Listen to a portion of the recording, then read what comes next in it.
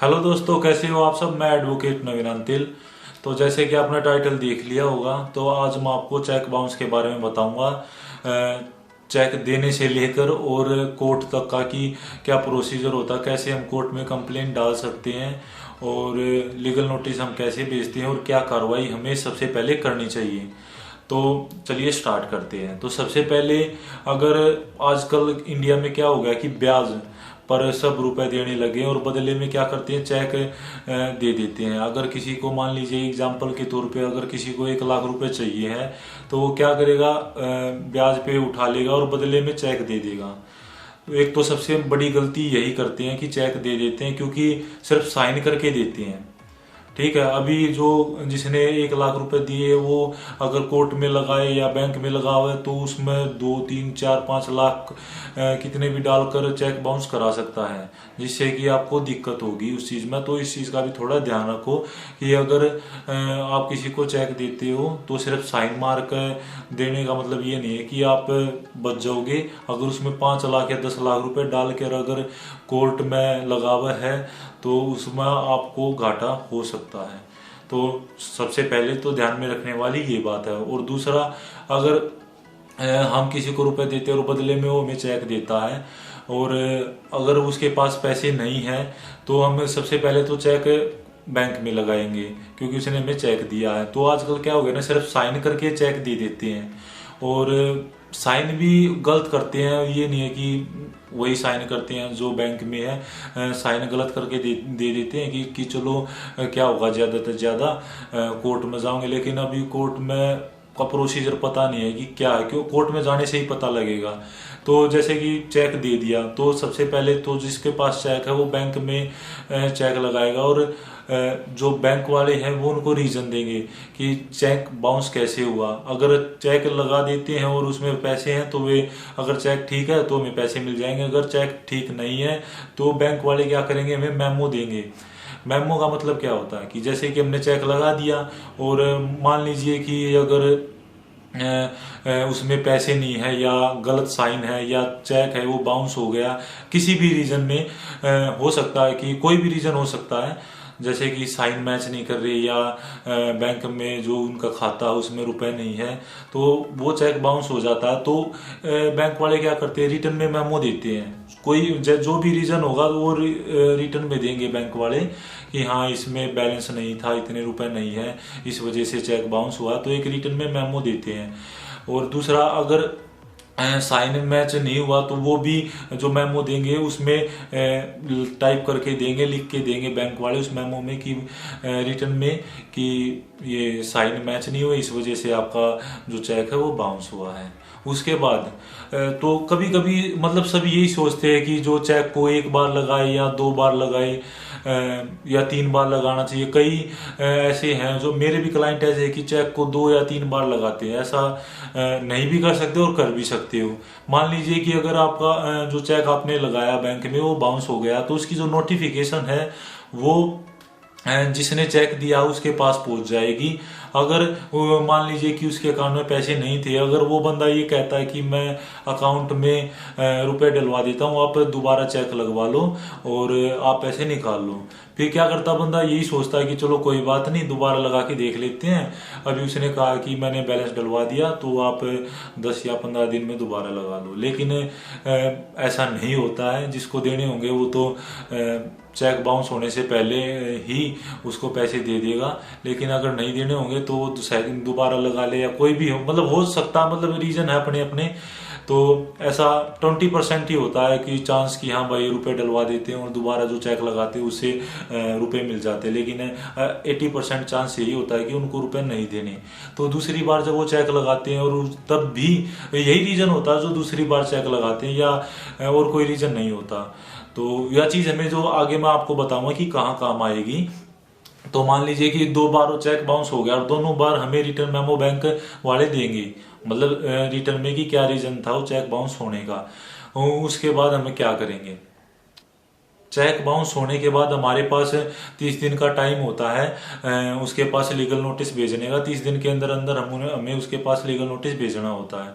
अगर जब हम उसके पास लीगल नोटिस भेज देते हैं तो लीगल नोटिस में हम क्या लिखवाएंगे, क्या टाइप करवाएंगे, ज्यादातर तो यही है कि अगर साइन मैच नहीं कर रहे तो हम लीगल नोटिस में 420 IPC ऐड करवा सकते हैं और रीजन देंगे। और लीगल नोटिस में अगर कोई आप के जो भी विटनेस है आपके, मान लो कि अगर कोई विटनेस गवाह है आपके पास कि हाँ उसके सामने में मैंने पैसे दिए थे, आपका कोई खास है या जिसके सामने भी आपने पैसे दिए हैं, तो वो भी आप लीगल नोटिस में लिखवा सकते हो विटनेस के तौर पे कि हमने उस बंदे के सामने इसको रुपए दिए थे और उसने बदले में हमें चेक दिया था और इतने रुपए दिए थे।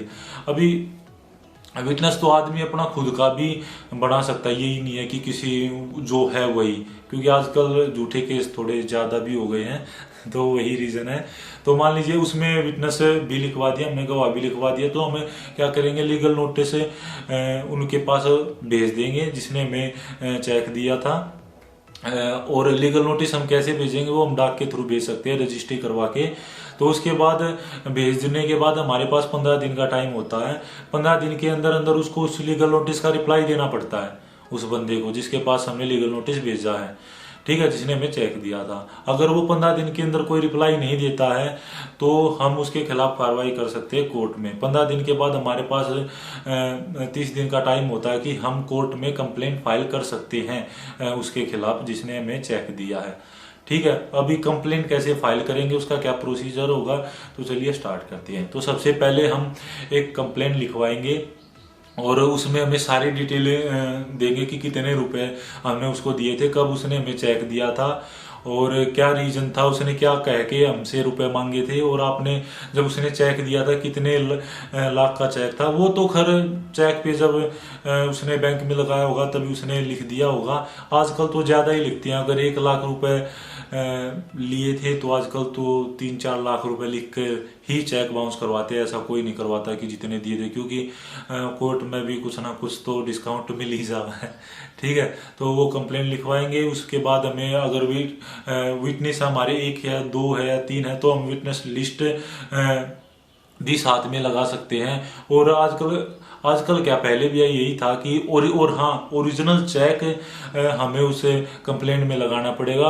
उसके हम वो करवा सकते हैं, लेमिनेट करवा के उसको लगाना पड़ेगा।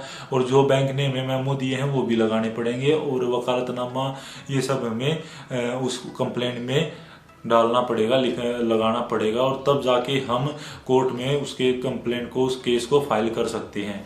और एक जो हर डिस्ट्रिक्ट कोर्ट में कोई ना कोई कोर्ट होती है जो कि स्पेशली चेक बाउंस के लिए बनाई जाती है, जिसमें वो केस जाएगा।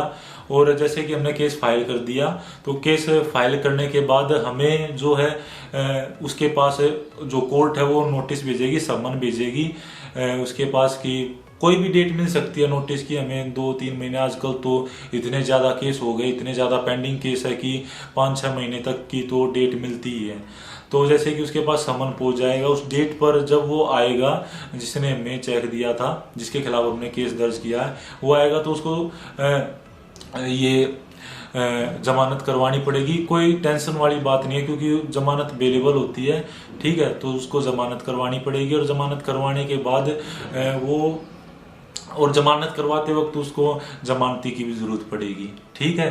तो उसके बाद जो तारीख लगेगी वो गवाही की लगेगी, कि जो कंप्लेनेंट की गवाही होगी कि जो भी विटनेस हमने बनाए हैं, जो हमने विटनेस लिस्ट साथ में लगाई है, तो वो विटनेस लिस्ट में हमने जो गवाह दिए हैं, जिनके नाम दिए हैं, उनकी गवाही होगी।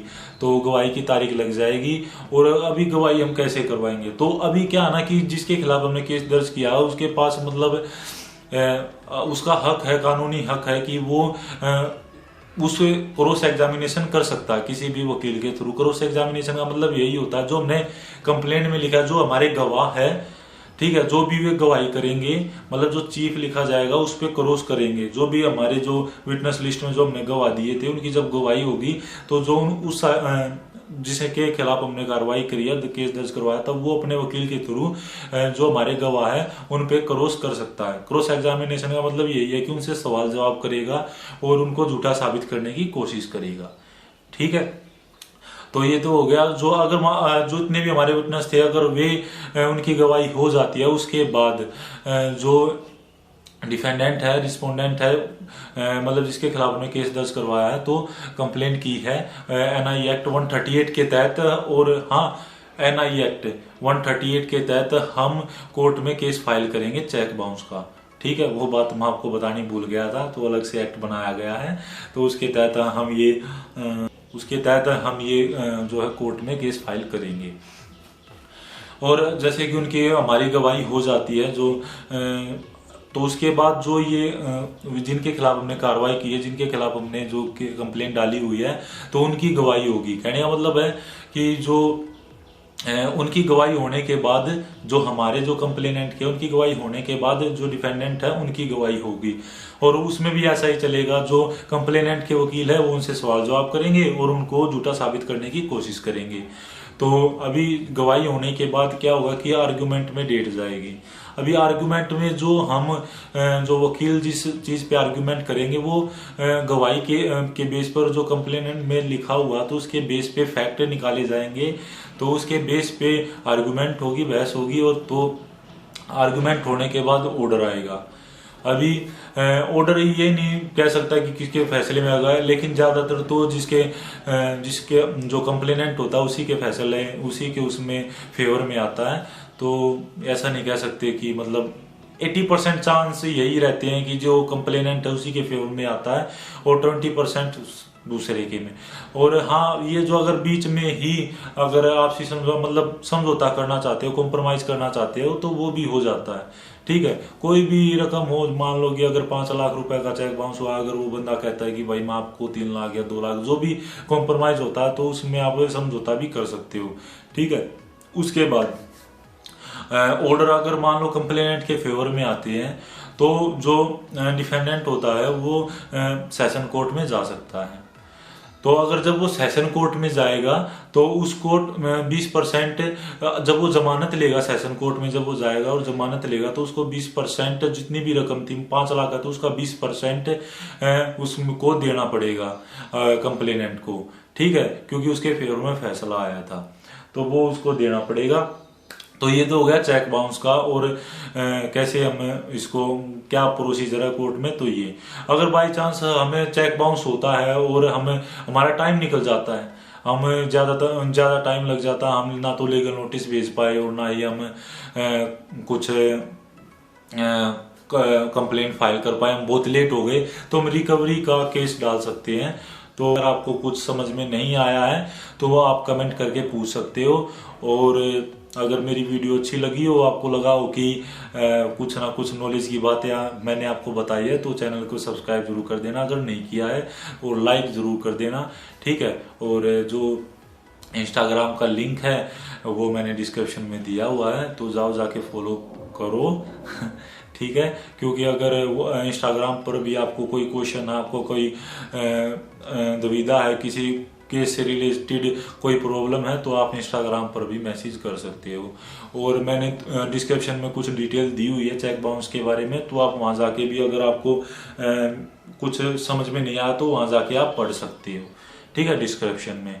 और अगर आपको किसी टॉपिक के बारे में मुझसे कुछ पूछना है, तो आप कमेंट में लिख सकते हो कि इस टॉपिक पर आप वीडियो बनाओ, तो मैं उस टॉपिक पर वीडियो जरूर बनाऊंगा। तो आप जरूर कमेंट करके मुझसे पूछ सकते हो।